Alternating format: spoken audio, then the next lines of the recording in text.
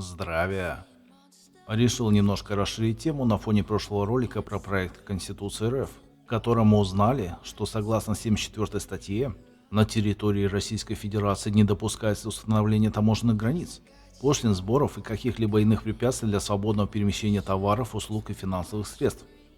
Если бы мы жили в нормальной стране, то все, кто протолкнул налоги, платоны, платные дороги и исполнители на местах, уже давно бы сидели, или им помогли перестать портить карму более восхитительными методами, согласно УК 64 РСФСР, или хотя бы УК 357 РФ, поскольку это измена родине и геноцид.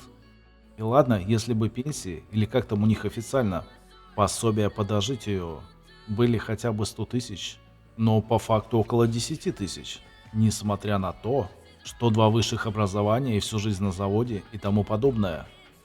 Этого хватит на одного и только на картошку, морковку, свеклу, кефир и хлеб. А на добровольно-принудительные платежи за квартплату лекарства уже нет. Конечно, сейчас появятся чудные комментаторы, рассказывающие обратное, но сходите в день пенсии в Сбербанк и послушайте, чего там расскажут. Мне доводилось это слушать несколько раз фоном за последние пару лет.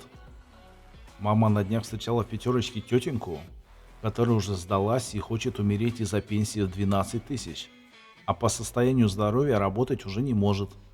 Слава Путину, говноватники вы наши. Напоминаю, в мегаполисе живу. Уже даже здесь жопа началась. Все хорошо только по ящику.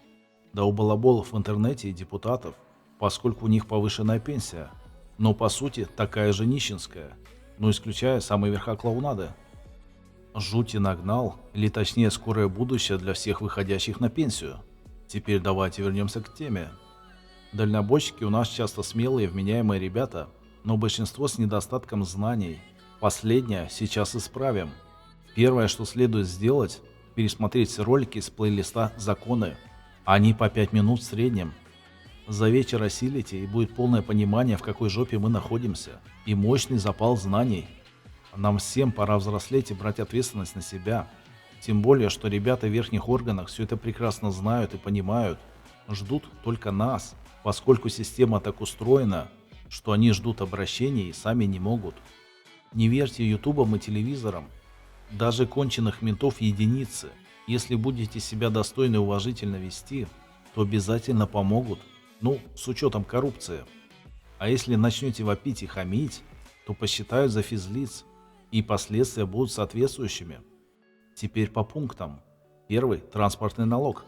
Если транспортная организация его платит, то это повод увольнять юристов за недееспособность, поскольку он является антиконституционным, согласно 74 статье. И следом вспоминаем 15 статью. Конституция Российской Федерации имеет высшую юридическую силу, прямое действие и применяется на всей территории Российской Федерации. Законы и иные правовые акты, принимаемые в Российской Федерации, не должны противоречить Конституции Российской Федерации. Угораю системы образования, или точнее обрезания. Как можно обучать специалистов в праве, которые вообще не шарят ни в чем, а тупо разводят лоха на услуги? Неужели совести ни у кого нет? Ну или все такие тупые, ну серьезно. Вы же вроде нормальные люди при общении.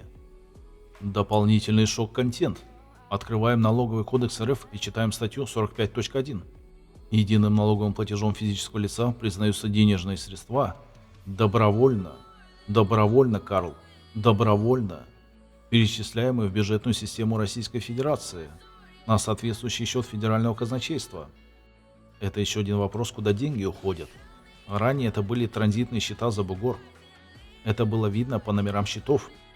Возможно, сейчас у них что-то поменялось в связи с санкциями, но мне на все времени не хватает. Налогоплательщиком-физлицом. Еще момент, если ты считаешь себя физическим лицом, гражданином, налогоплательщиком, то у тебя проблемы с головой. Счет исполнения обязанности. Ух, выдумщики, их любимая фраза в законах и по ящику, что все им обязаны. Клоуны обоссанные. По уплате налога на доходы физических лиц в соответствии со статьей 228 настоящего кодекса, транспортного налога, земельного налога и или налога на имущество физических лиц, то есть транспортный, земельный, имущественный. И НДФЛ или 13% из зарплаты являются добровольными. Кстати, у меня есть информация из общения с подписчиками, что земельные налоги местами перестали присылать. Что-то меняется в системе. Конечно, можете меня спросить за много денег, что конкретно делать, но это должны якобы юристы знать. И мы должны у них спрашивать, а не наоборот. Впрочем, лох не мамонт, не вымрет. И у них есть проблема. Их паханы сразу лицензии лишат вместе с адвокатами, если они сильно начнут умничать. Короче, ждать от них реальной помощи, умственная отсталость. Нам помогают стать самостоятельными буквально во всех аспектах жизни. И все больше думаю, что многое из рассказанного нет смысла объяснять на массы.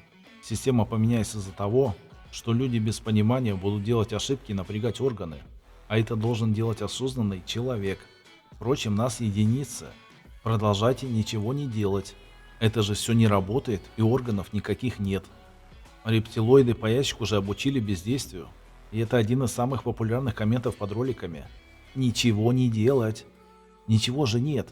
РФ же закрыто. Альтернативы никто не предлагает. Впрочем, Прокопу я предлагаю. Но это такое, очень сомневаюсь. Смотрите ролики на канале. Попозже расширю тему. И это все сильно упирается в дееспособность и понимание системы. Такие темы разжевываются месяцами и обязательно вводят поначалу в депрессию, а затем в радость, поскольку приходит понимание, что мы вольны. Налогов в принципе нет, но эту тему полностью разжевывать не буду. На сегодня хватит, пока смотрите ролики. Много думайте и пересылайте друзьям-дальнобойщикам. Если останетесь в состоянии верующего в телевизор, от которого нет пользы и который надо выкинуть в окно, вместе с вещающими там жидорептилоидами, может шутка, а может и нет. Самое интересное будет далее. Расскажу, чего там с Платоном, платными шлагбаумами и про Министерство имущественных отношений, которое решает. Всем добра, здоровья, процветания и денег. Log on to cfnews13.com/chat to voice your opinion. I'm chatting too. We'll try to answer your questions.